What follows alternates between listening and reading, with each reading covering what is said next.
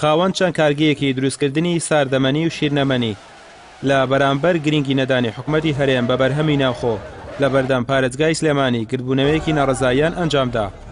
خاوەنی ئەو کارگانە دەڵێن بەرهەمی ناوخۆ بە تەواوی فەرامۆشکراوە و زیانێکی زۆر بەر کارگەکان گەیشتووە و تا ڕادەی داخستنیان ڕۆیشتووە.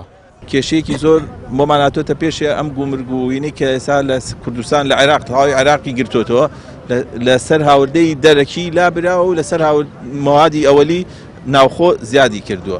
بەڕاستی کارگەکانیشتر لە توانایان نەما ئەو هاوردانی کێن بە هەرزان فرۆشە لە ناوبازار کارگەکانی ناوخۆ هیچ کاری پێ ناکرێت. ئێمە هاتوینەتە سەر ئەوەی کارگەکانی تر بەرەو داخستن بڕۆن. حکوومەتی هەرێم و حکوومەتی عێراقیش گرنگی پێ نادا. ئەگەر گرنگیان پێ بدایە کارێکی وایە کرد ژێرخانی ئابووری ئەم وڵاتە زیینو بێتەوە نەک ژێرخانی ئەم وڵاتە داڕوخێنن. ئەوە تا کرێکار هەمووی ئەوەستێ ئیستا ڕۆژ وایە ئێمە سیچل کرێکارمان لە ماڵە دانیشت هەمووی لە پێناو ئەو بەرهەمە دەرەکیانە.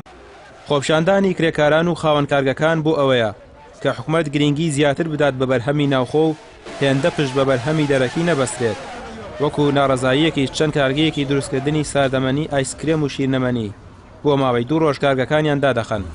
دەژڵێن بەردەوام دەبن لە ئەنجامدانی خۆپشاندان و ناڕەزایی تا حکوومەت وەڵامیان دەداتەوە.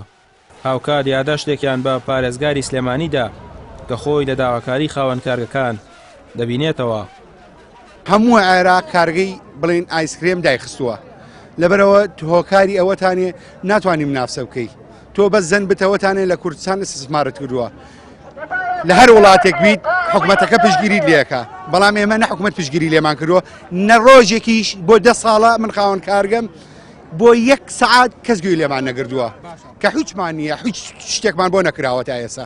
لە وەرزی هاویندا پارێزگاکانی سلێمانی پڕ دەبن لە بەرهەمی ساردەمەنی وڵاتانی دراوسەی هەرێم و کەمتر بایەق بە بەرهەمی ناوخۆ دەدرێت و خەڵکیش خواستی کەمتری لەسەریان هەیە. خاوەنی کارگەکان دەڵێن هۆکارەکەی حکوومەتی هەرێمە کە ئەگەر بەرهەمی دەرەکی کەم بکرێتەوە ئەوان دەتوانن خواستی سەرجەم پارێزگاکانی هەرێم لە وەرزی هاویندا دابین بکەن. ڕامی عوسمان کەناڵی ئاسمانی پێام سلێمانی.